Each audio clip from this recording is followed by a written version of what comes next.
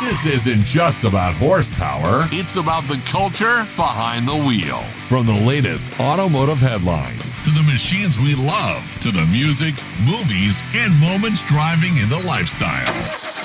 This is Driveline with Justin Basic. If it's got an engine, an attitude, or a story worth telling, we're on it. Call in. Leave your take. 833-3DL-SHOW. This is Driveline. So let's strap in and let's roll.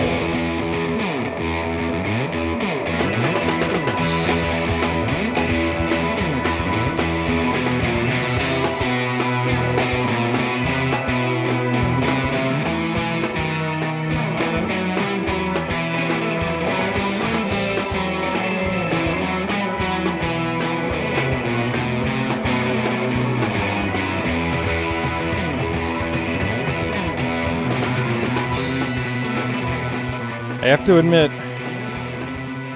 since last week's episode, I've really been looking at BMW E60s. Don't even care if it's a V8. I'll put up with the oil leaks. Just want to feel that again. Driveline show. Sort of car show. Sort of everything else I like. At driveline.show. 833-3DL-SHOW to make your voice heard. That's 833-335-7469. The last few weeks, it's really been a Train and Disney show. I did finally pay a visit to Ward Kimball's house this past weekend, just to get a look before it may be gone forever. I also did another first, and that was visiting Moon Eyes USA in Santa Fe Springs. I'd gone to Moon Eyes Hawaii last month, and I'm still waiting to see the picture they took of us posted on their Instagram. Seen about 3 visitors a day get posted, but not us. But I never made it to the SoCal location because it's just such a pain to get down there. But I had another reason to visit Southeast LA County. I stopped by Downey Dave's Barber shop. If you don't recall, a few weeks ago we talked about Vic Munoz, who was recently reunited with a very special car. Gifted to him by his late father. Now that Chevy Camaro was finally recovered. CBS LA's Michelle Gilly talked to the owner, who is very emotional to see the only thing he has left of his dad back with him once again. I haven't seen this car in 17 years. It's gonna be tough. Victor Munoz almost gave up on seeing his '69 Chevy Camaro ever again. Yeah, that is my car. Yeah, that's the car. That's my car. Wow. A classic. But what's more important is that it was a sentimental gift from his late father. The day David Munoz returned from a tour in Vietnam, he bought the car. The younger Munoz received it on his 16th birthday, only to have it stolen years later. So we talked about this, and that episode came out. And while I was on the plane to Hawaii, I got in touch with Vic, and we arranged a visit for me to come down and get the full story on the significance of the car, how it was stolen, and everything it took to get it back.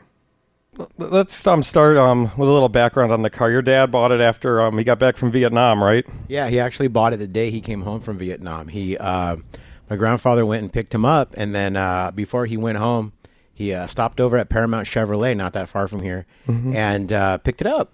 You know, he actually was going to buy a Corvette, but when he got off, he was talking to my grandfather.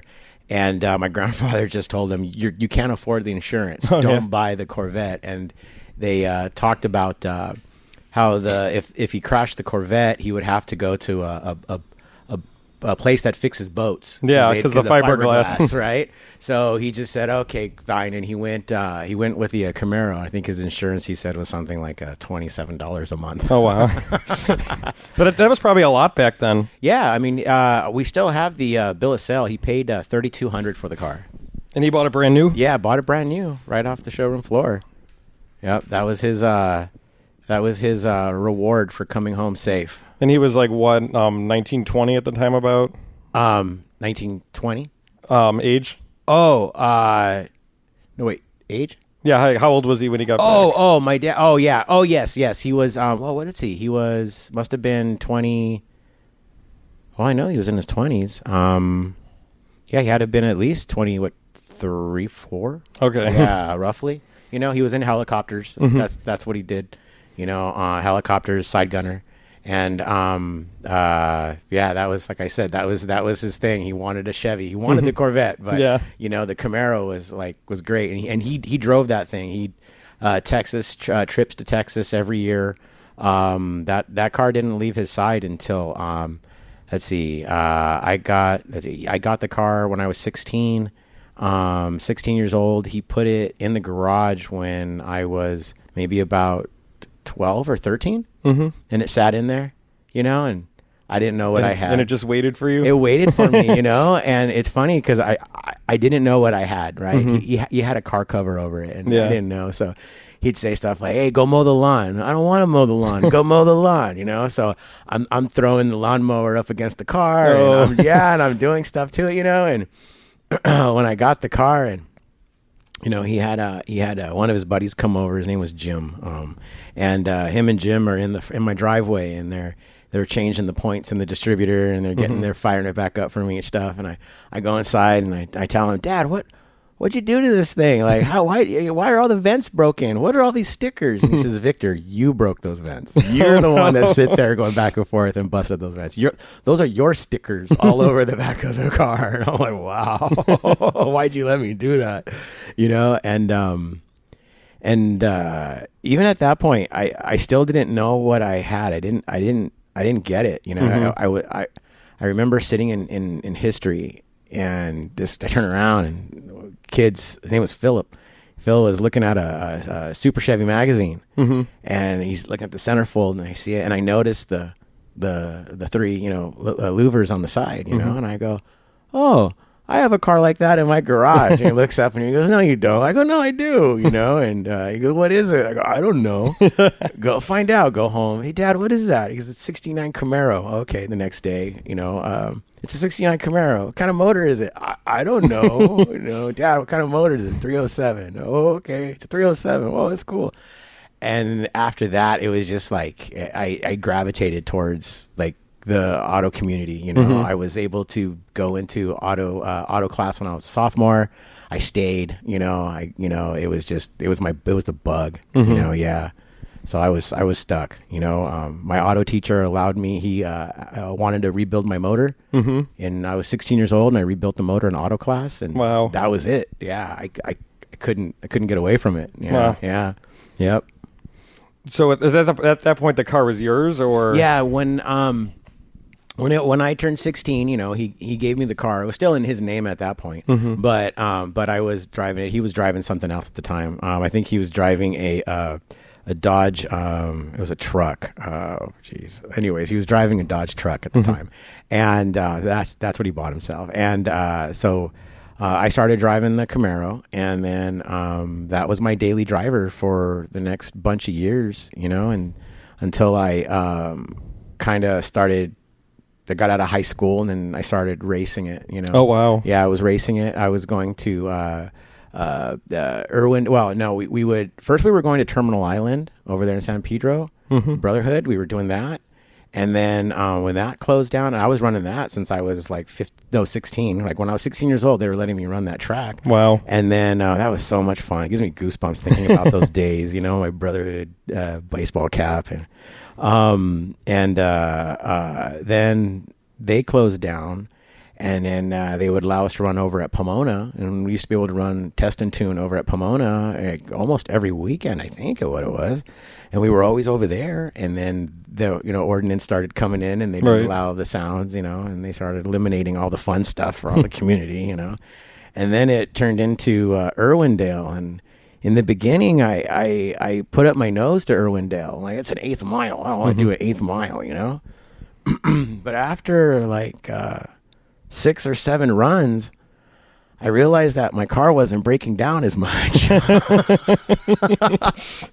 You know, and I realized like 8th mile is really fun for the average, you know, for the weekend warrior, you know. That 8th mile is all you need. You don't need to go a quarter mile.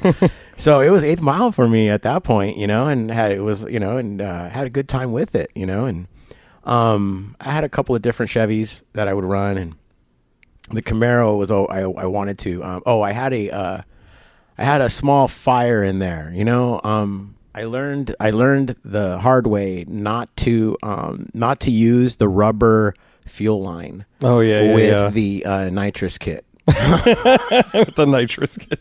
Don't use the rubber one.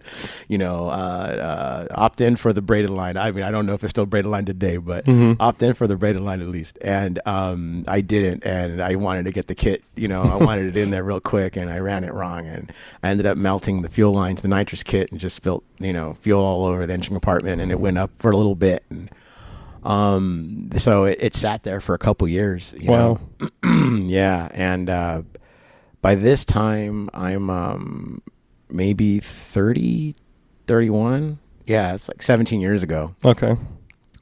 And that's when the whole thing started. That's when it got stolen. Oh, yeah, okay. Yeah. I don't know if you want to get into that part yet, but that's when. Well, we might as well. So, what happened? Oh man! So there's actually a couple of different. There's a couple of different versions to this. All right. Okay, so there's the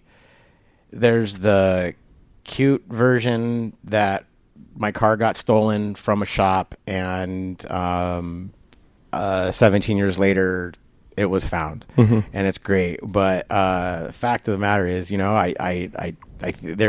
I'm sure it was an inside job. I was getting the car restored. All right. And we were dropping new everything in it, and just from the ground up. And the paint job on it was beautiful at the time. Really super dark green. I still wanted that original Fathom green, but I wanted it like really, really dark, Right. So I just said, put as much black as you can underneath that thing, and then I want you to ghost in the stripes. I want some stripes down this thing, and I want you to ghost them in really deep. So he did, and he got it. I mean, it was beautiful. And I was just waiting for some parts for the interior, because it had a small mini tub in the back at this point now. And I had the seats redone. We gutted out the roll cage. We got rid of the roll cage. No more race car. This thing was going to go on the street again, All right. And so it was. I was waiting for the interior.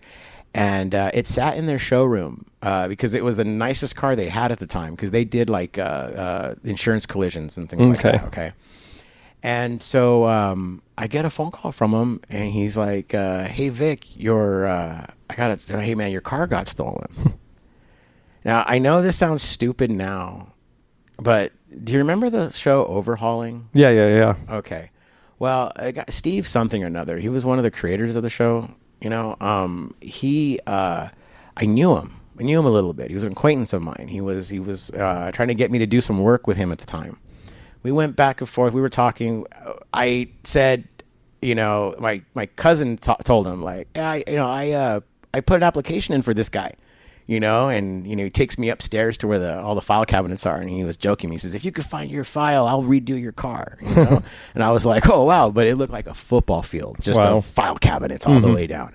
And we laughed, and then that was it. We talked about him sending me some parts. I got some pieces of glass, and then 2 weeks later, I get the phone call saying that my car is stolen. So I call up my brother, and I'm like, "Hey, Steven, come pick me up. Lewis just hit me up and said that my car got stolen, but I'm pretty sure Steve my brother's name is Steven.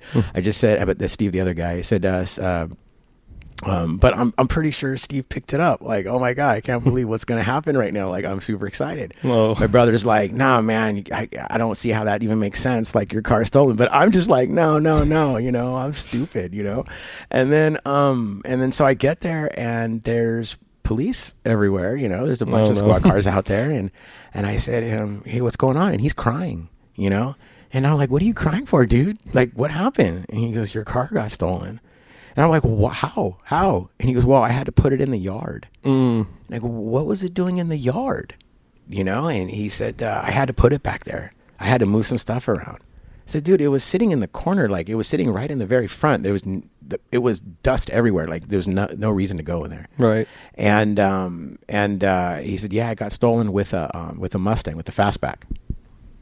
And they put him on a couple of trailers, and they busted the chain. They put him on a couple of trailers, and then they bounced. As he's telling me the story, his neighbor comes over, and he's like, "Hey man, what's going on?" And he goes, "Oh, his car got stolen." what? Oh my gosh, I was there. I saw it. But Rex, his dog, Rex, he doesn't like nobody. And he went up to him and I thought it was you guys. I thought it was you. So I was looking like everything's crazy, he's like, no, it wasn't me. It wasn't me. He's like, that's weird. Rex doesn't like anybody. And now I'm looking at everybody cross-eyed, Now I'm mad at everybody. Like, I'm is this you? Is this you? Is this you? Like, I'm pissed. And and then I had to be calmed down a little bit, because the stories were not making any sense. And that was it. Now at this point, he's the owner of the shop. He's like tearing up, like crocodile tears. Mm-hmm. And I'm like, what? Okay, what's your deal, dude? And he's like, do you have insurance on the car? And I'm like, no, I haven't had insurance on it in like 3 years. It's been non-op. Why? And he goes, I haven't been able to afford insurance on this shop in 3 months. Oh, no. I'm like, are you serious? That was it. He's living with his mom. He's got nothing. There's nothing there. A month and a half later, the shop's closed. There's nothing. I got phone numbers. I'm calling them. I got addresses. I'm showing up. And then Ontario police says, hey, if you keep bothering these people, we're going to arrest you. Yeah. Oh, no. But I'm just like, dude, give me my dad's car back. If it's an inside job, if it was somebody that he owed money to, just give me my car back. Mm-hmm. Just give me my car back. I don't want to be your collateral damage, And everybody ran in the circles and racing circles back then. These are all the street racers and stuff that used to run back in the day. We used to stop over at Frisco's over here in Downey. Frisco's over in City of Industry. Used to race Compton, Norwalk, and so it was. I know it was within like a circle of a circle. Right. Not none of my friends, but it was because it was people. It was somebody that I knew, But at that point, they were all in, and there's nothing they could do about it. Mm-hmm. That was in 2009. Wow. Yeah, I spent the first couple years like Pomona swap meet looking for parts, Mm-hmm. like I would know what my car looked like. You would know, like, this came off of my car. You show me the grill, I'll show you, if you show me my grill, I'll show you the little 3 centimeter crack that I picked off of it by accident. You know what I mean? Like this is when I scratched it with the ratchet this time. yeah. So I've always looked around, and then a Facebook Marketplace came up, and then we had Craigslist back then, the recycler. I was always looking around. I was driving. If there was a '69 Camaro for sale, I was driving to go look at it. I was going to the Ecology Center up in, I don't know if that's Santa Fe Springs or Norwalk, but the Ecology Center is like a pick-apart place. Okay. I would go down there every so often and just start wandering, because back then you could still find, old Camaros like that, in the junkyard, I pulled many parts, growing up over there. And so I would just go wander like a nomad, just wandering around, like hoping like one day I'm going to see this thing, And, I never did, And what really sucked about the whole thing is that, like, my dad, for whatever reason, I don't know, I was doing things back then. I mean, I was doing the big things back then, and he thought that I had no time for it anymore, and he thought I sold it. Oh. Yeah, I tell him, like, Dad, I didn't sell it, and even my brother was like, Dad, he didn't sell it. Like, I was there. He's like, no, you're covering for your brother. He sold it. Why would you sell it? I didn't sell it. Why would I sell this thing, And so, I gave up on it. I gave up looking. There was nothing, I would, every so often I would go down to Ontario, because that's where it was at. I would go down to Ontario Police Department, and I would give them the police report number. I always kept the pamphlet, right. I've been through a divorce. I've been through different houses. I've been through a lot. And one of the only things that I held on to was the pamphlet of that they gave me when they wrote it up, when they wrote the police report, with the police report number. So every time I'd call them up, I'd give them, here's a police report. And they would say, oh, no update. Okay, cool, no update. All right, of course, no update. And then that was it. So a couple years ago, I'm switching out my phone, and I'm going through the photos, and I just see picture after picture of the Camaro when it was done up and when it was just beautiful. And it really took me down, like a really just spiral. Like I felt like crap. Like I didn't want to see it anymore, it really, after the Camaro was stolen, like I was done with cars. I was over it. I was, whatever, I just felt like the universe just said, okay, your fun is over. I could never shake it.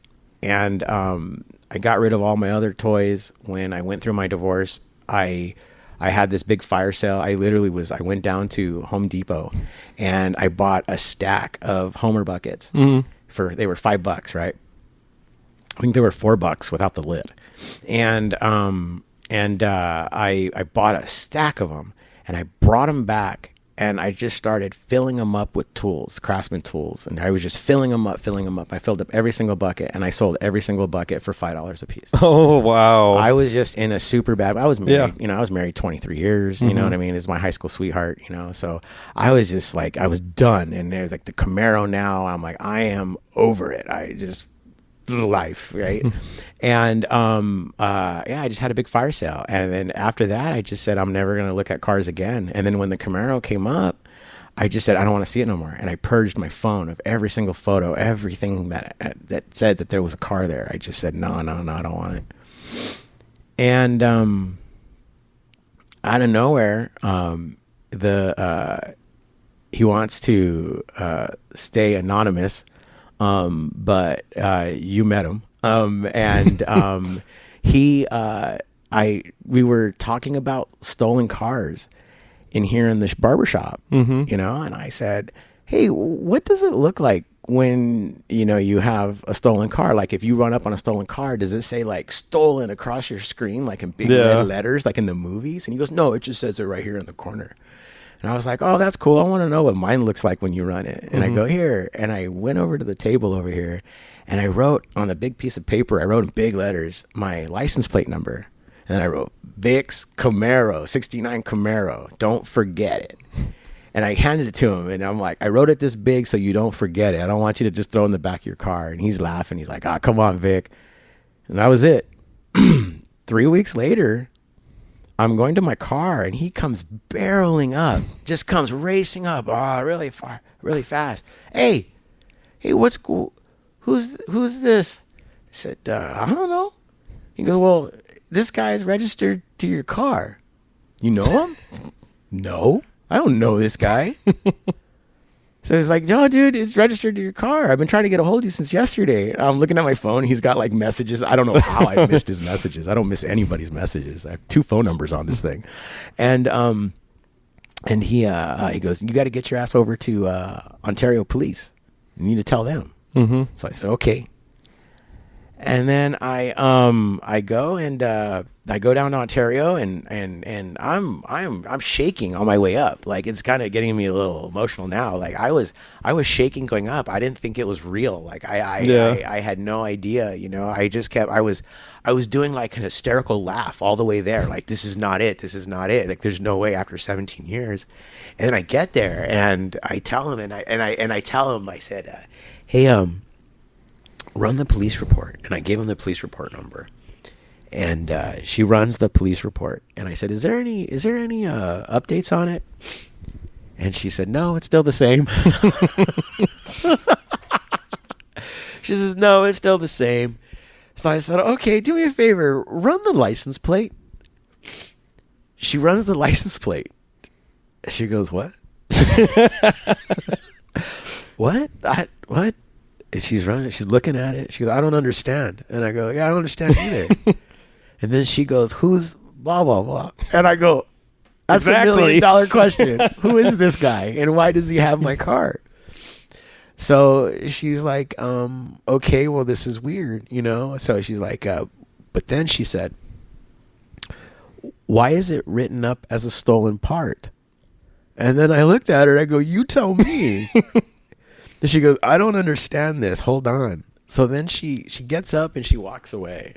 She takes off to the back. And she lets me stand out there for like 10 minutes, and I'm pacing. I'm counting the squares and the tiles. I'm counting everything. I'm just pacing. And So she comes out like 10 minutes later. Felt like it was an hour, but it was 10 minutes. And she goes, okay, everything's fine now. And I go, fine now, and then she kind of looks at me again, because that's my, being a barber, being a salesman, I've always, I listen to your words, I listen to what you say. And when she said that, I went, oh, you messed up. What happened? Tell me, I'm not mad. Just tell me. I'm getting my car back. There's nothing you can say that's going to upset me right now. So she goes, no, it's all fixed. And I said, okay, but what's fixed? She goes, no, nothing. And then she goes, but, so you have to go down to Whittier PD, because that's where it's at. Mm-hmm. And you need to go, they're the ones that are going to go get it. So I was like, okay, cool. So I was like, as soon as they said, Whittier PD was going to go get it, I went, oh man, okay. So then I go down to Whittier PD, and I'm all excited, and I show them, here you go, this is my car, and it was stolen, and they're like, nah, we're not going to touch it. Yeah, we're not going to touch it. So I said, what do you mean you're not going to touch it? Because no, that's a civil matter. I go, civil matter? Civil matter? Yeah, civil matter. What are you talking about? Civil matter. So I go, no. So we're going back and forth, and then she looks it up again. She goes, it's not written up as stolen. It's written up as a stolen part. So I'm going, okay, wait, I'm lost. What's going on? So I'm like, wait, okay, this is the second time I've heard this. And when I said that, she clammed up. And she just clammed up. She goes, well, I don't understand. I go, could you print that out for me that it says it's a stolen part? She goes, no. So I said, okay. So then she goes, you have to go back to Ontario. So I said, okay. So I drive all the way back to Ontario from Whittier. And then I said, hey, I just left, just got back. And then they said this. So then she goes, well, we have to call the DOJ. We'll call you. This is on a Sunday, by the way. Okay. They're only open until like 2 p.m. And then, they called the DOJ and on Monday, because everything was closed that day, the people they need to talk to. So then Monday, I called them back, and she said, yeah, okay, we called them up, and it was never recovered. It was never, because she said that it was not in the stolen car registry at all. Like, they didn't have it in the stolen car registry. And so she said it must have been taken out, is what she said. She goes, after 5 years, it can get purged from the system, and it must have gotten taken out of the system. That's the only thing, or some kind of fraud happened. Mm-hmm. So I said, okay, cool. Figure it out. Right. So they called, and then the DOJ gave them permission to put it on the system. They said they said on their side, it was never purged. In their side, it was never recovered. So there was, and this was an illegal sale or whatever, and, go get his car back. So they said, okay. So then they put it back in the system, or they put it in the system as a stolen vehicle. So then I go back down to Whittier, and then Whittier is like, no, we're not going to touch it.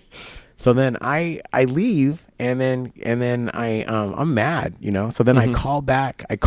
I'm outside, and I call, and I go, I want to talk to a patrolman. And then they're just like, for what? I go, Mike, I want my car back, But I'm outside in the parking lot. I'm in the street, in front of the police station, And so then they get me on the phone with a patrolman, and I said to him, hey, my car's back there and I want it. And he goes, dude, we're not going to touch it. He's like, you got it. We're not going to do Ontario's job. We're not going to get a warrant for this. You got to get a warrant. I'm like, me? I cut hair. I don't do this, man. And I had to tell him the story. That was the thing. I had to tell everybody the story. Like, listen, man, I'm not asking you to pick up like a 2012, like whatever, TP Cruiser. I'm talking about, if there was even in 2012, I know this was my dad's 69 Camaro, the one that he bought the day he come home from Vietnam. Please help me with this. I said, please just do something, man. So then he says, fine, I'll do it. And then he calls me back like half an hour later, and he said, he goes, hey, I'm in the backyard, and this is the Whittier PD. He goes, I'm in the backyard. And I was like, okay. And I'm vibrating at this point. And he goes, I see your car. And I go, it's my car? It's my car? And he goes, yeah, I ran it. It's your car. And I go, no way. And he's like, yeah. All right, cool. What are we going to do now? do I go get it? Like, I've never dealt with this before. I go, do I just go pick it up? What do we do? Do I gotta get a tow truck?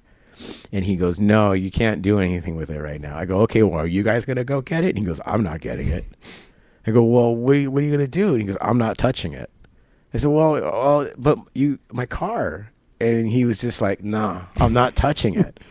And he goes, it's too complicated. I'm not touching it. And I'm like, well, didn't you run it? And he goes, yeah, I ran it. So it says that the car, when you ran it, they told you that it was stolen? He goes, yeah, they told me it was stolen. So you telling me that you have your eyes and your hands on stolen property right now and you're not going to do anything about it? And he took this big gasp, like I'm going to call Ontario right now. And I said, okay. So 2 hours later, I get a phone call from him again. And he says, hey, I turned it over to San Bernardino because Ontario didn't want it. Oh, man. So what now? The car's just going to stay there? And he said, yeah. Oh, God. Okay. So that's day one that the guy knows that my car is there. That he knows that the car is stolen and, you know. So they call Ontario. Ontario calls me up 2 days later and says, oh, by the way, well, anyway, Ontario calls me up 2 days later and says, hey, yeah, your car's there, but it's out of our jurisdiction. We're not touching it. So I'm like, okay, so what do I do? You got to go to Whittier. I go, but Whittier doesn't want to do it. Let me call them. Call them an hour later. Yeah, Whittier doesn't want to touch it. They don't want to touch it. They're the only ones that are supposed to touch it. Okay, so you keep telling me all these things that nobody wants to do. Can you tell me something that somebody's going to do? And at this point, I'm kind of like annoyed, you know. But I'm trying to keep my composure, and I'm not trying to be a jerk, you know. And I'm not trying to be upset because I'm still not even believing that I'm going to get it, you know. You hear horror stories, you know. I've heard horror stories here. And Ontario says, well, I'm going to call up LA County, and I'm going to see if they'll do something about it if Whittier doesn't. So I said, okay, cool. So the next day, 2 days later, I get a phone. Now, this is already like a week has gone by. And I get a phone call from another detective from LA. And he basically made me audition to go pick up the car. Why should we pick you? Like, what do you mean? Why should you pick me? Because how do you say it? We're a highly elite automotive recovery unit. Oh no. that uses many resources. Why should we choose you? And I went, oh, I didn't know I was auditioning for a show. At that, and then I can hear it in his voice that I already pissed him off. And I went, oh man, I'm never gonna see this car. My mouth is getting me in the way right now. I needed just to be quiet. And I told him, I had to tell him the story again. You know, this is my dad's car, and you know, at this point now, I'm mad. Like, they're ruining the story at this point. You know? They're ruining it for me, and I feel like a fool. I really just feel like a jackass at this point because this, you know, like, why do I feel like I'm really inconveniencing these people? And so, you know, I was like, and at the end I said, is that good enough for you? You know, and he goes, well, I'm going to roundtable this with my partners tomorrow and we'll see if we want to pick up the case. And I said, all right, cool. And I said, I'm not going to hold my breath. Thank you. And we hung up. And then the next day he calls me up and he goes, hey, I'm in front of your car. Can you identify it? I'm like, well, you know, last I saw it had a really beautiful paint job. It had two stripes right down the middle. And he goes, yeah, this is your car. And I was like, oh, okay, all right. Now we're in something. And I go, when can we get the car? He's like, we're not going to touch it. And he said to me, well, hold on. And I go, hold on what? And I'm not kidding you. I felt my throat just like drop when he said, hold on. He said, hold on. I need to talk to you about something. And I said, what? I just said to him, what? Right? I'm had it up to here. And he said, you don't want this car back. And I go, why don't I want this car back? He goes, he put a lot of money into it. Okay. He said that he purchased the car in 2017. And I believe him. So I said, okay, that sucks. You know, feel bad for him. Okay. He goes, but he said he put a lot of time into it. And, I don't think you want this car back. It needs too much work. So I said, did he put a lot of time into it, or does it need a lot of work? What are we talking about here? And he goes, well, it's going to need a lot of work. You're not going to get this car back together again. And I go, I'm not? And he goes, you'll never get this car back together again. And at that point now, I feel like he was just taking a jab at my integrity. He was taking a jab at my manhood, basically. What do you mean I'm not going to get this car back together again? So I was like, no, I'm not selling him my car. And then he said, no, listen, Victor, I really think you should sell him this car. Okay. You should sell him this car. It's in bad shape. It had a roll cage in it. It had this in it. And all I'm thinking, somebody tubbed it. And I'm thinking, yeah, I did that. I did that. That was a really nice chromoly cage. Like that was a nice 12 bolt, like that was a nice setup. But what's back there, I did that. But I wasn't telling him this. He said, you don't want this car back, I really think you should sell it to him. I'm like, no, I'm not gonna sell it to him. But he was there talking to him. He was in front of him. He didn't meet me face to face. He met me on the phone. I was just a jackass to him. I was just a guy that made a smart ass remark when I didn't. Whatever. And then after him almost insisting by the 5th time me selling him my car, he goes, he'll give you a good amount of money for it. He'll do it. I already talked to him. I already talked him into it for you. I already did it for you. I said, no, I'm fine. I said, look, man, I will cut that car in little pieces and recycle it before I allow somebody else to put my dad's car on the street. Please, I'm not going to sell him the car. Stop asking me. Please stop asking me. When am I going to get my car back? And he just took this big breath and he goes, I'm going to give him a week to take the car apart. I said, what? He goes, well, he's showed me a couple of receipts. And so I'm going to let him take the whole car apart. You're not going to get anything back. You're just going to get back a body. I don't even know why you want that. You should really just sell it to him. That's all you're going to get back is the body. So I said, well, what's on it now? He goes, you don't need to worry about what it's on it now.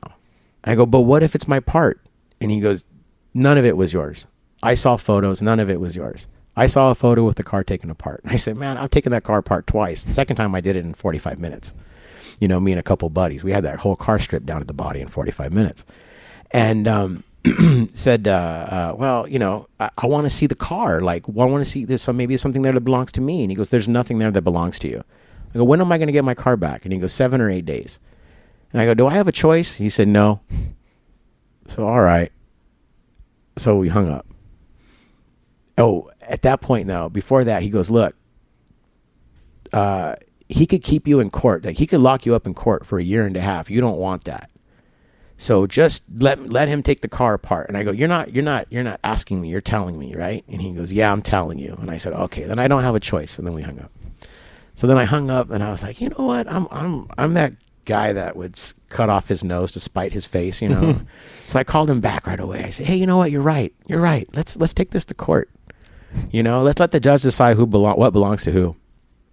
Get my car right now, and then we'll both show up with receipts. And then he started screaming at me on the phone, man. He was mad because, I think, he was, like I said, he was in front of the guy, and, I made him look bad, and I didn't mean to. I'm not. I got a lot of friends that are police officers, I got a lot of customers they're the ones that were egging me on the whole time, because those are the ones that act like real humans with me, the ones that my friends and my clients, they act like real humans, and they know how, there's the officer side, and then there's the human side, and and they know it's a game, and they're the ones that are egging me on. They're the ones that are telling me, they're the ones in the background going, like, no, now tell him this, now tell him that. And I'm like, all right, I'm gonna tell him this, and then so I would do it, and it was just making him more mad. So I called him back and I said, hey, you know what, you're right, let's do this, let's take this to court, let's let the courts decide. And he was just like, oh, no, this is what I get for doing anybody a favor. And I go, favor? I go, you're doing your job, and then he's trying to put the blame on Whittier, and then I'm like, why are we doing this right now? Like, just get my car. And he said no. And I waited 8 days. I waited 12 days, I think, 13 days later. And when I got the car back from the tow yard, he picked it up, had it towed, and yeah, all I got back was the body. I didn't give anything back. He had photos. He has photos of the car complete, but he doesn't want to give them to me. And it's fine. It's fine. I'm not trying to make any problems or nothing, but yeah, he took the car apart again. So the car was taken apart, twice. But you saw these photos? No, I didn't see. Oh, the you didn't photos. see any of them? No, I never saw the photos. It had doors. It had the fenders. What's a trip though is that the hood was still there. So there was I really wish I could check on him now. I haven't seen these guys. I've been away from the racing scene for so many years. I feel stupid sometimes. People are talking to me about LS engines and stuff. I'm like, what's an LS motor? What's that? And I feel stupid. But the guy that was building my engine at the time, Saad, he had a brother that owned a Matco truck, and they used to race Grand Nationals. And he was building my motor, and he had a couple of beautiful Z28s. And I was over at the shop, and I told him that I was getting the car painted, and he was an old timer at the time, and he goes, "Hey, climb up that ladder and jump on the office building in the warehouse." So I said, "All right, whatever, I'd do anything for that guy." And I get up there, and he says, "You see those hoods up there?" And he goes, "Yeah, grab one, grab the one that looks the best." So he had two 69 original 1 3/4 inch cowl hoods, And I was like, okay, cool. I take one down, I take it down, and he says, "Take it, keep it, it's yours." So I was like, oh, wow, So now I had this real cowl inducted hood, it was beautiful. I was like, this is awesome. And the hood stayed with there was no fenders, there's no inner fenders, there's no wheels, there was no tubular A-arms, there's no nothing. The dashboard was gone. The plastics was gone. The vents were gone. But the hood stayed with the car. So you have the hood now? I have the hood. Oh. Yeah, I have the hood. So I have the hood, and I have the trunk. I have the deck lid. I have the trunk. So I have those parts, and I have the body. It's missing the VIN numbers up on top. It's missing the plate, and it's missing the one on the dash. And I was trying to take care of that on Monday with no luck. So that's going to be a process. Yeah, but that's where I'm at right now. So what is your ultimate vision though? Like when this is done, what's it going to look like? Is it going to be back to stock like you were trying to do, or is it going to be? Are you going to put it back the way you had it when you were racing? Well, the dream is the ultimate dream would be just to turn it, I guess, into like a resto mod, I guess what you call them right now. If these LSs that these guys are talking about now seem to be pretty badass, So I've been reading up on them, watching videos on them and stuff. I haven't had my hands on one yet. It's only been it's been a real emotional ride, basically. Like I have so many ups and downs from this thing.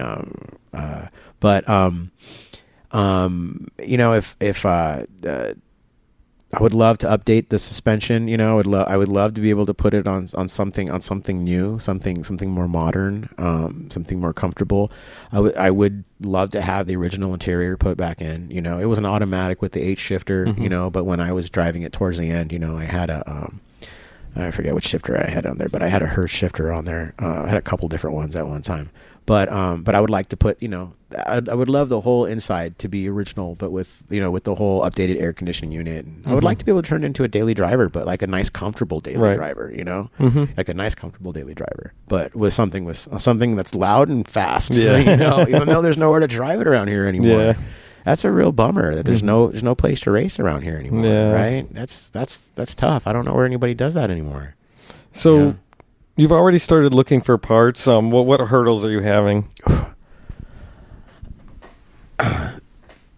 Things aren't double what they were 17 years ago. Things are like 4, 5, 6 times what they were 17 years ago.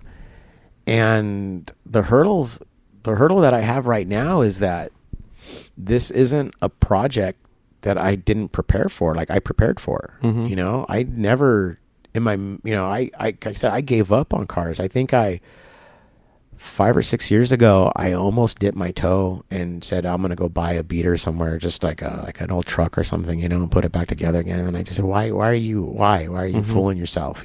Stop. You're not going to, it's not the Camaro, you're not going to be happy. You're just going to, it's just going to be another one of your quick turnaround hobbies, and you're going to get rid of it later, So I just said, no, I'm not going to do it, and then realizing that, like, it's not just the car, it's the tools, it's the stuff that you accumulated over the decades of time, and I walked away from all of that, I went through, like I said, I was married 23 years. I went through a deep depression. I was, we was a whole lot. So I had a lot of ups and downs. I let everything go. So every time my mind says, what are you going to do with the car?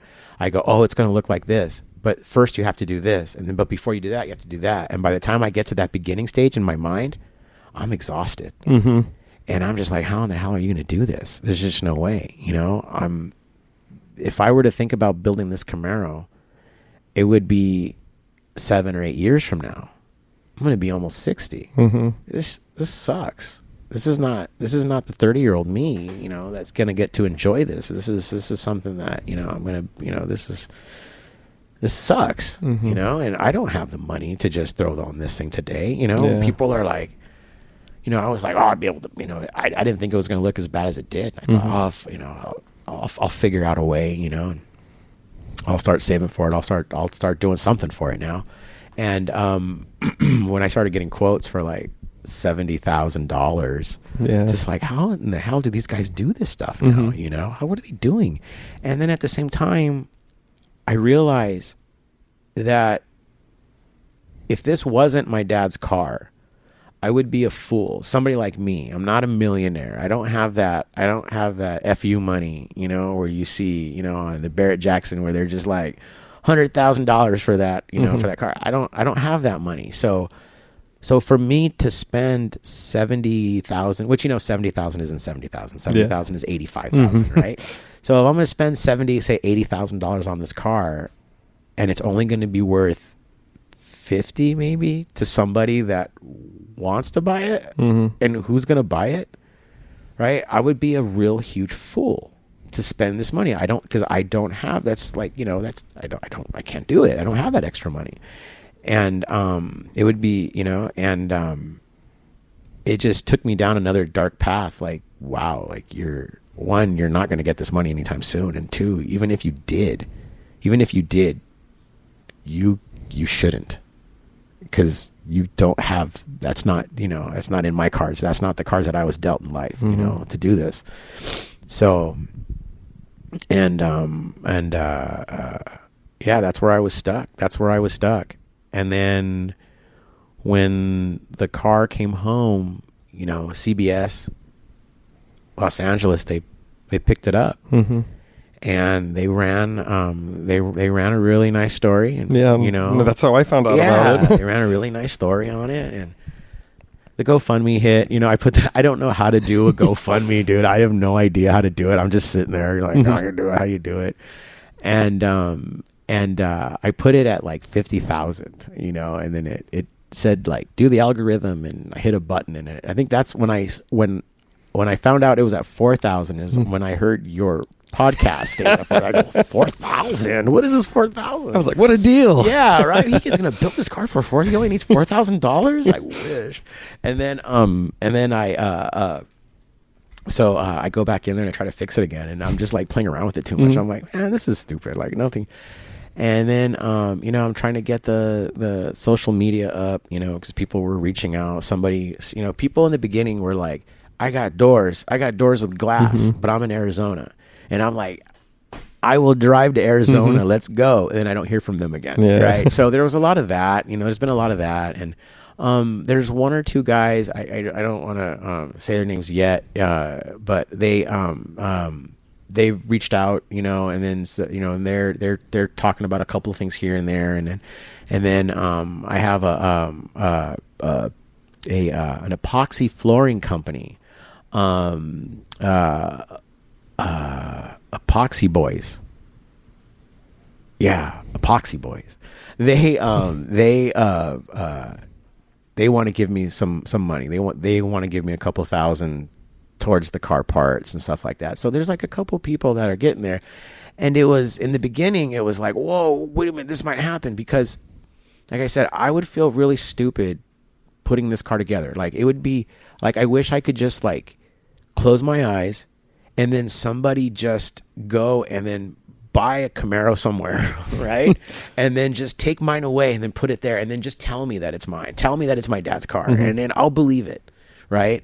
And instead of spending $85,000 or $80,000 on the car, we only spent $40,000. We only spent $35,000, right?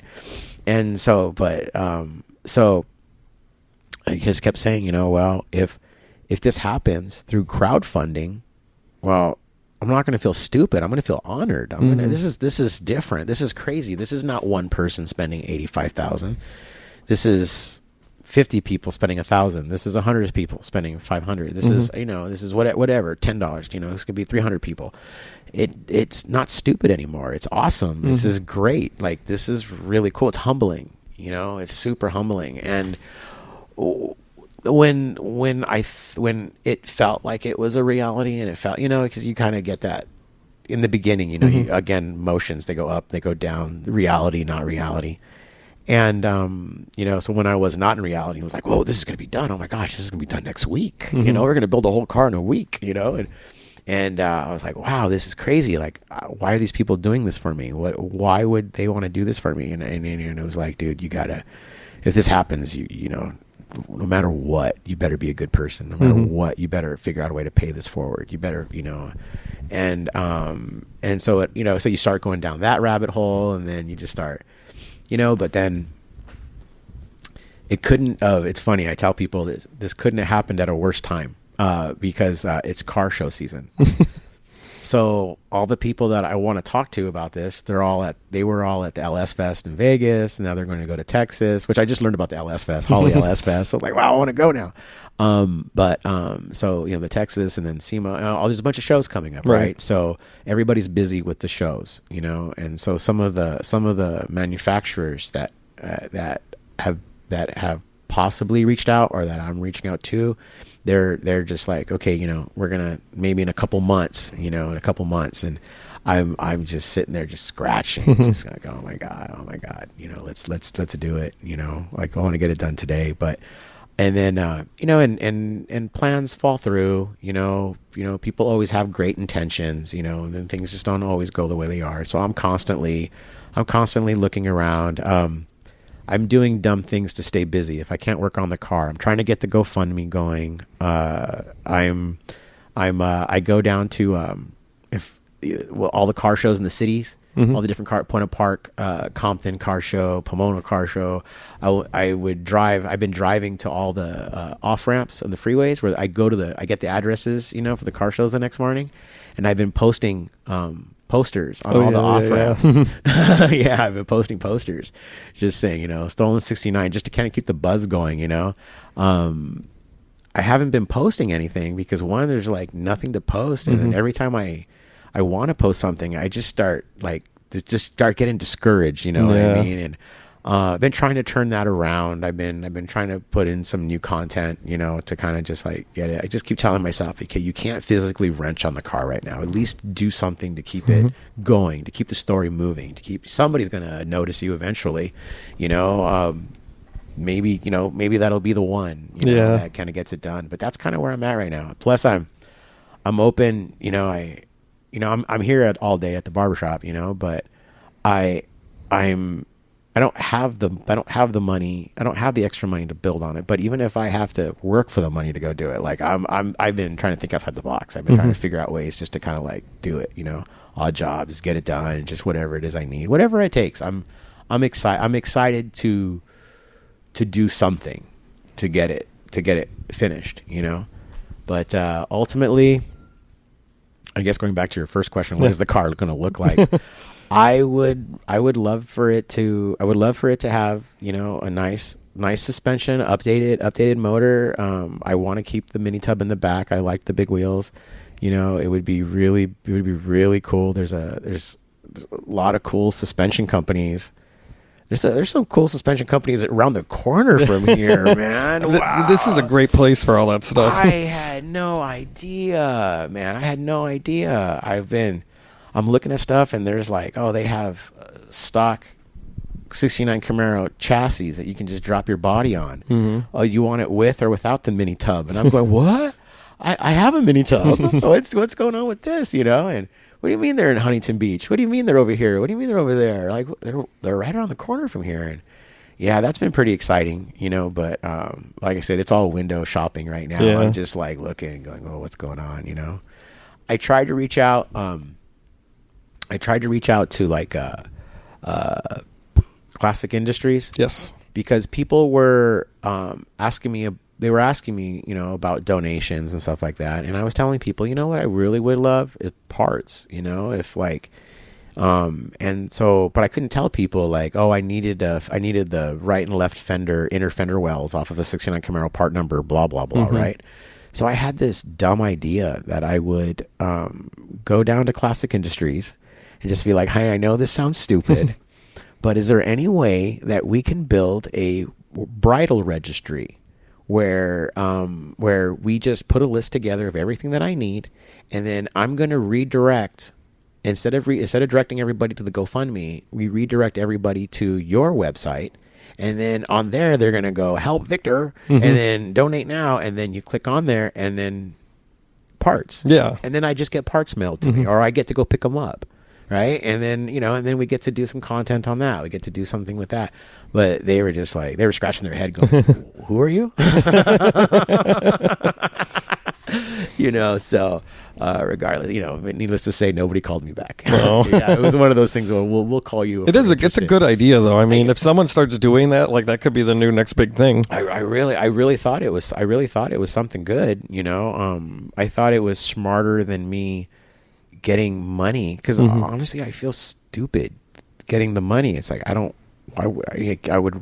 the parts. Yeah. Like, this would be really cool. Like I don't know. I mean, either way, it's exciting, you know, if it happens. But like I said, right now everything's just kind of dead. We're waiting. Mm-hmm. The shows are in the way. The content needs to get back up. Yeah. Yeah. Unfortunately. Yeah, it's a whole different world. Mm-hmm. Yep. So talk a little bit about this barbershop too, because this was also your dad's, wasn't it? Yeah, my dad was a barber in Downey for over 50 years before he passed. He used to work at a barbershop called Mr. Rudy's, like a block and a half away from here, down the street behind us. And he started working there. He was working I'm trying to remember the name. He was doing helicopter. He was working in helicopters when he got out of the Army, and he did that for a couple of years before they shut down the plant. Mm-hmm. So then he got his license when he was 16, and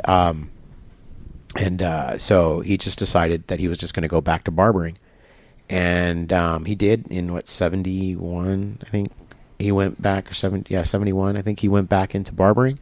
And it was right next door to, it was called Mr. Rudy's, and it was right next door to a salon called La Gelée.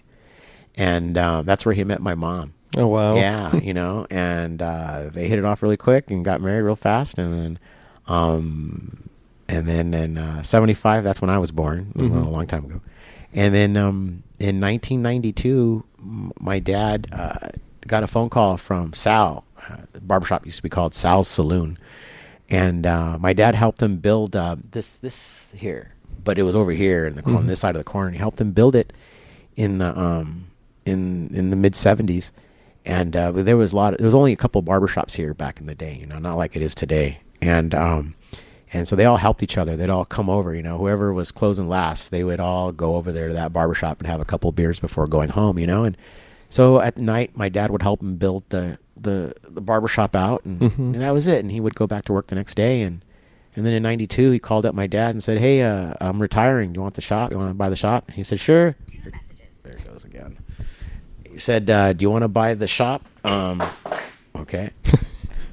He said, he called up my dad and said, do you want to buy the shop? And he said, sure. And he bought the shop, and he came here, and then he built a station in the back. It was a 3-chair shop, and he built a station in the back. And he put my mom back there. And my mom quit La Gelée, and she came over here. I call them her blue hairs. And she would, oh wait, I forgot about that. There's a switch on my glasses that turns them off. Anyways, so my mom came over here to work in the back in the salon, and they worked here. They worked here together for years and years and years and years. And then in 17, I came here roughly, oh shoot, it's been a little long now. It's been 10, 11 years now, I think. I came here. Again, I was going through a lot of stuff back then, and I just said, I'm gonna go back to cutting hair. I got my license right out of high school. My mom was bugging me. Go to college. Like, what am I going to do? Go get your license to do hair so you can work the shop. Okay. And my mom talked me into coming to the shop. She's like, just go. Like, you got to clear your head. Go, So I did. So I came here and started cutting hair with my dad. And then it was interesting in the beginning, and I would say, I think it was 15. We remodeled it, and he was going to retire, and he just kept talking about retiring. And when I said, okay, so me and my brother, we decided to remodel the shop for him. And when we remodeled it, I turned it into a 5-chair shop, and my mom was retiring. She was not going to cut hair anymore. So then he said, I don't like the way it looks. I don't like the shop. I don't like the way it looks. Why? Why do you need so many chairs? I put a roof over your head. I fed all 3 of you with three chairs. Why do you got to make it so big? I said, Dad, it's the same shop. I just added 2 chairs, and I really only added 1. If you eliminate my mom's, I only added 1 chair. And he was just like, I don't like it. I don't like it. So he would sit here in the corner back here, and cut all of his old timers. And that's all he would do. He would get here really early in the morning and just pound out 7-minute haircuts, until like 1 o'clock. And then he would, in the beginning, clients would come in when they would see it, and they would go, Dave, it's the shop. He goes, yeah, I don't like it. I don't like it. I don't know why he did this. Like, no, Dave, it looks good. It does, And then the next guy, Dave, the shop looks great. Yeah. And then the next guy, Dave, the shop looks great. It does, doesn't it? Yeah, you did a good job. Yeah, I did. I did a good job. And he was taking credit for the shop, man, until the day he passed away. Oh man, yeah, that was funny. And then, and so, I was here. I was still kind of, at that point, I was kind of in and out. I had other things that I was doing too, so I was here kind of part-time, coming in and coming out, but I would miss this place so much. I was supposed to be in a meeting in like Santa Fe Springs, and then I would drive past Santa Fe Springs, and then I would show up to the barber shop, and I'd be like, why am I here? I'm not even supposed to be here. I'm supposed to be in a meeting right now. I'd call him up. I'm not going to the meeting. I'm going to be at the barber shop with my dad. So I'd hang out here, and just wait for people to show up and just chill. And I realized like my ulcer went away. My stress was gone. I wasn't worried about anything anymore. Everything was just good. My dad was right. Your friends come and see you. You don't have to go see them, so it was like every day is like an adventure here, and so, I've been here ever since. He, passed away in September, I think it was, 2017. He had cancer, and, it took him quick. He was more pissed off. I remember it was Thursday. I think he was going to play golf on a Friday. Or no, it was Saturday. He was going to play golf on Sunday. And he calls me up. He just left, and he calls me up. And he says, hey, I'm going to the VA. I said, for what? He goes, something's happening. I'm going to go to the VA. I said, okay. I go, all right, I'll be there. I'm going to finish cleaning up, and I'm going to go. So he drove over there, and so I finished up here, and then I left. And then I went over there, and he was still in the waiting room. I'm like, what's going on? He's like, I don't know. So he gets in the back, and we were there for a couple hours, and he sends me home, and they're going to keep him and stuff. And then the next morning I go back over there, and they tell me, he's got cancer. So cancer? I said, Dad, what's going on? He says, I got cancer. Well, what now? He goes, I don't know. They won't let me leave. Where do you want to go? He goes, I tee off at 8:00.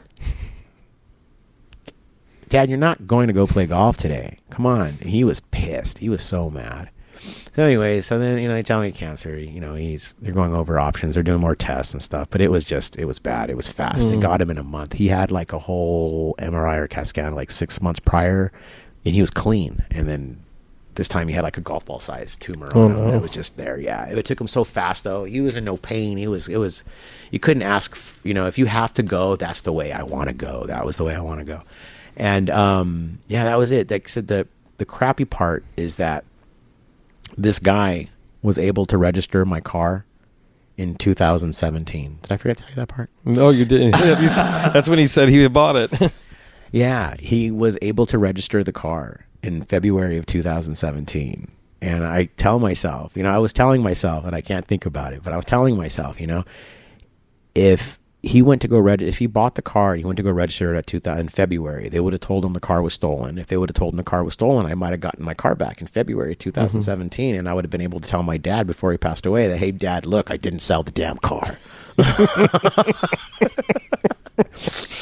But damn it, I was not able to tell him that. Oh. Yeah, I was not able to tell him that, but yeah, whatever. It is what it is. I got the thing back. Nice. So, well, thank you for your time and talking to me on this. One of the big things I want to do with this project is build a community and hopefully getting the story out there in a more detail than CBS could have. Hopefully we could do something for you. Sure. That would be great. I'm willing to work with anybody at this point, like it's just, I tell you, it's been really fun. I've been talking to a lot of guys, like I've been talking to a lot of people and the community I feel like I never left. The parts are different, but I feel like I never left, and the cars are definitely different. Back in my day, you wouldn't see a car show that would say cars like 94 and under. That's weird to me. Back then it was 74 and under. If you had anything that was older than 74, younger than 74, don't bring it. Like, wow, I barely made it with my 69, and now it's like 94. I'm like, wow, okay, it's different, but it's definitely interesting. I respect it more. I'm amazed with what these guys are doing with engines today to swap. Like, I'm learning about these guys swapping like Hellcat, tops with LS bottoms, and I'm going, what in the hell? I never would have thought that in a million years. I'm excited. I hate saying if I get this car back together. I know I'm going to get this car back together again, right? There's something. I know there's going to be something out there. There's that's bigger than me. That's just going to be like, I got this guy. You know what I mean? And it's just it's exciting to see like what's going to come out of this, because my imagination is just, it's not there anymore. Like, I don't know. And I feel like a kid in a candy store, and I'm seeing all these new things that is just like, whoa, it's just so cool. And even though there's no racetrack around here, that's how I made friends. I'd go to the racetrack and then just walk up to a guy under his hood and just go, what do you got? Now him and I are best friends, and I don't know where to go do that today, at the racetrack, but everybody that I have been talking to, they're pretty cool. Yeah, pretty cool. And everybody's super, super supportive. Yeah, everybody's been really supportive. Yeah, because I've only been involved in the LA car community for the past 6 or so years. It started during COVID. Oh, okay. And but yeah, everyone, you can talk to anyone you want. And I'm a shy person. Are you? Yeah. And the way I kind of like broke the ice with people, and social media helped a lot, was I took up photography. Oh, so I would go to like Malibu, and I would take pictures of people's cars, and edit them up all real nice, and then I would find them on Instagram and tag them in it, and then like suddenly now we have a dialogue. There you go. That's how you do it. Yeah, that's the way to do it. I'm trying. I'm tagging myself in a bunch of stuff. I'm trying to keep the dialogue going. I'm trying to be supportive, and I feel naive. That's for sure. I do feel a little strange. I feel stupid. I feel stupid talking about, like I said, sometimes talking about it. But I'm excited. I'm just excited. There's just so many. I couldn't tell you. My emotions change throughout the whole entire day. Like, I get lost And then 10 times a day, somebody comes in every day. So what's going on with the Camaro? What's going on with the Camaro? Because everybody in here has already talked about it once, at least once. Yeah. So everybody wants to know the updates. And I'm just like, not yet. Not yet. Not yet. So yeah, so I'm looking forward to it. Yeah, I really appreciate like all you guys, you especially, you know, hitting me up and, you know, and I was saying, I was telling everybody that I noticed that when you were posting something about me, my followers went up and my GoFundMe would go up. It went up a couple $100, and I was like, hey, all right, somebody's listening, somebody's doing this. And when I saw that it was you, I was like, oh my gosh, this is cool. I can't believe all these other people are talking about me, you know, like this is really badass. And yeah, you know, that's when I reached out, you know, to thank you, you know, that's how we caught. And that's just how it's kind of like been, you know, you know, I hope this is like one of many. I hope that there's more. I hope I get to do more with it. I really wish I can go see some of these shows, you know, like tag along with some people and kind of, you know, and like I said, there's just so many. I've been thinking about like calling old friends from high school. There's just so much. It's just so much, you know what I mean? But yeah, it's just like one day at a time. Yeah. So it's a new era. Yeah. It's really new, really new. Yeah. Yep. Well, thank you. Yeah. No, thank you. Yeah. Thank you. Downey Dave's Barbershop, 8032 Stewart and Gray Road, Downey, California. We haven't heard the last from Vic. I'm so glad we could make this connection and hopefully work together to make his 69 Camaro everything he's ever wanted. Because that's what Driveline's about. Community. I want to thank everyone who continuously listens to this show. If you could do me a favor and screenshot and share that you're listening and tag at driveline.show or at justback, JUSTBAC. It would be a big help to grow the show, and I will repost anything you tag me in, with some exceptions. The show costs a lot of money to produce, and we can't make money until we pass 10,000 listens, so the more people we get listening, the longer we can continue with this effort. If you'd like advertising opportunities on the show, email Justin at drivelineshow.com. Or for general monetary support directly to my pocket, you can buy me a coffee at buymeacoffee.com/driveline. 833-335-7469 is open 24/7 toll-free for your messages. That's 833-3DL-SHOW. New show next Thursday as always, except when I lose my voice and the show is very boring. Congrats to Michael Garay on getting the job at WLS you've always deserved. Take care and bye-bye now.